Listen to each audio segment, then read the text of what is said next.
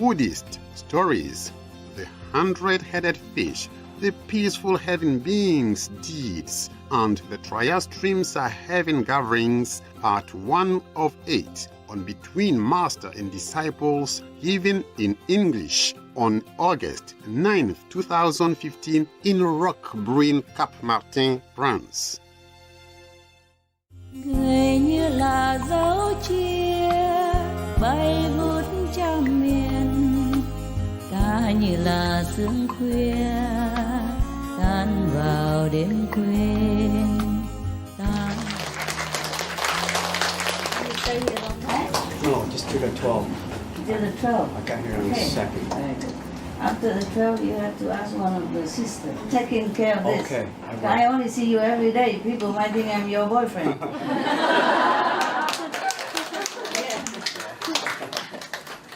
Okay, because not everybody stays long, and he's stayed quite long. You keep helping. I appreciate your help. You're a very good boy. Good boy. Good boy. It's just I'm fed up with so many gossips. Yeah. I need to ask an old lady who stays long to take care of this for me. But they're busy, cooking and whatever. I am not his boyfriend, okay? Just to make sure you know. Okay, you can bring this up. Table, please.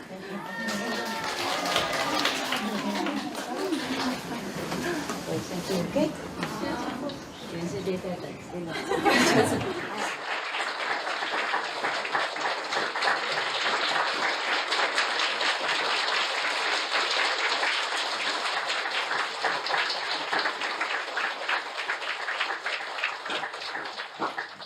You all managed to get wet or not? A little bit, huh? But due to your grace, You were what? to your house. Yeah, you went to my house and the gallery and I asked my assistant if not enough space, then just span some canvas. And you sit inside, in the middle, so you won't get wet. And I said, maybe 10 people can go to my hut.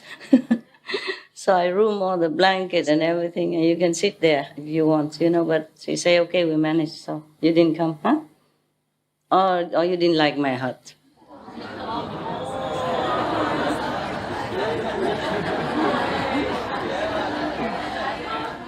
Or she didn't tell you? Didn't tell, huh? Yeah, didn't tell. Otherwise, everyone wants to come. Yeah, if everyone wants to come, then it's pointless, because you get wet.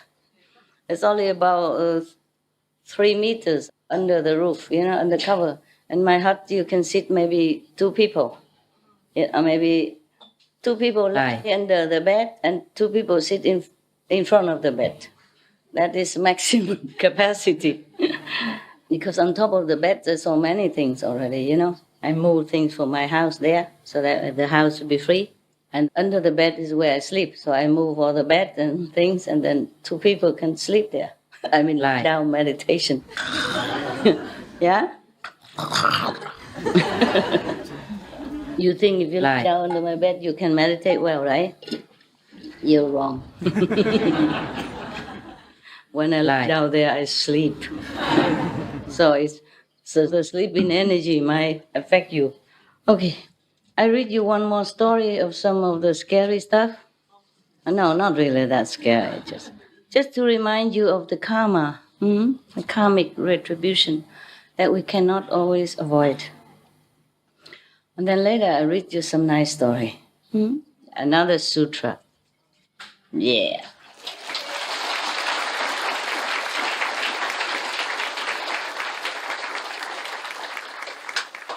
In many of other religious texts, there's not too much mention. Maybe I don't read that many, I read in the Bibles or in the...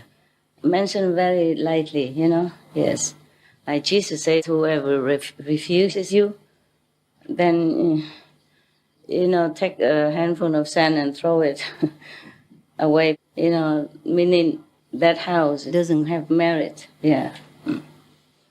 Wherever you step in, you just take the sand of it and just throw it out, throw away. Or whoever the house that refuses his disciples. similar thing like that. Or they mention like hellfire, temptation of the devil, but not so particularly detailed like in the Buddhist sutras. Therefore, I'm reading it to you.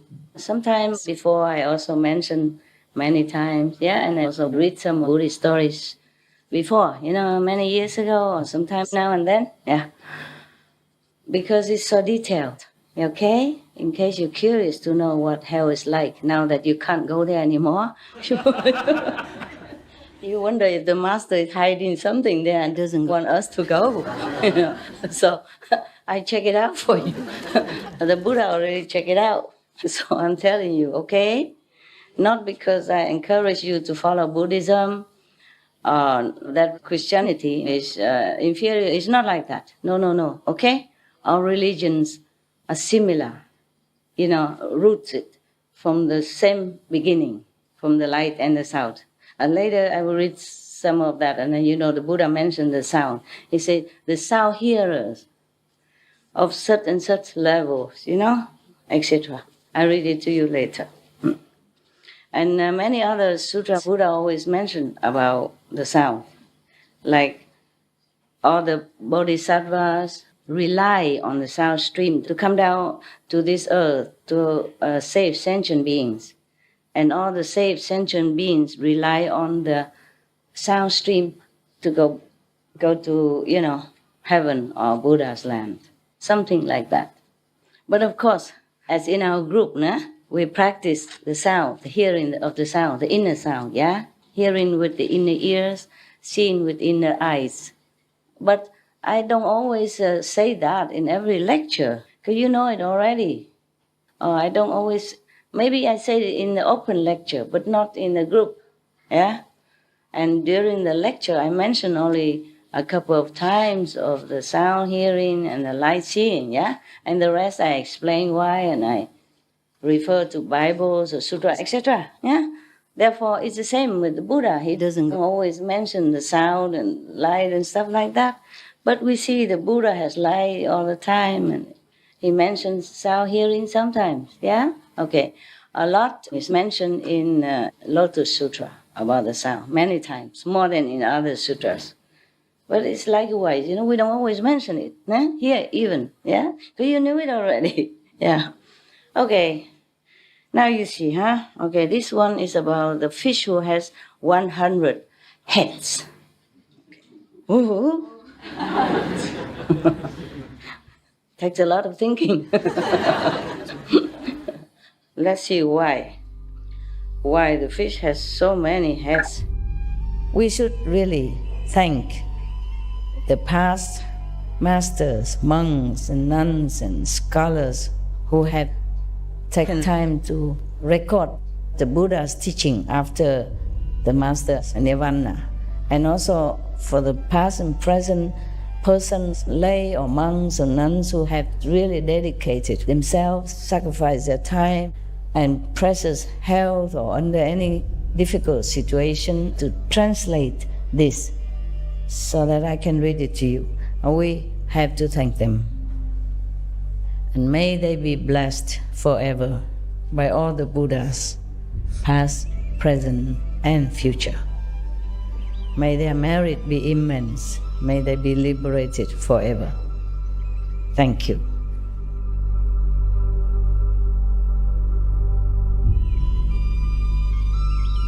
According to Buddhism and the believers and the tradition, when you read a sutra and all that, you have to put on incense, flower, and bow to the sutra first and thank all the Buddhas and Bodhisattvas in 10 directions, all respectfully, before you read it, okay? And then you cover the sutra also with silk or beautiful cloth, and I just make it more popular, more easy, simple. And I apologize to all the Buddha. I say if I done something wrong, according to the tradition, my heart is full of respect. It's just that I cannot always do that. So please, all the sin, whatever I've done wrong, is all on me.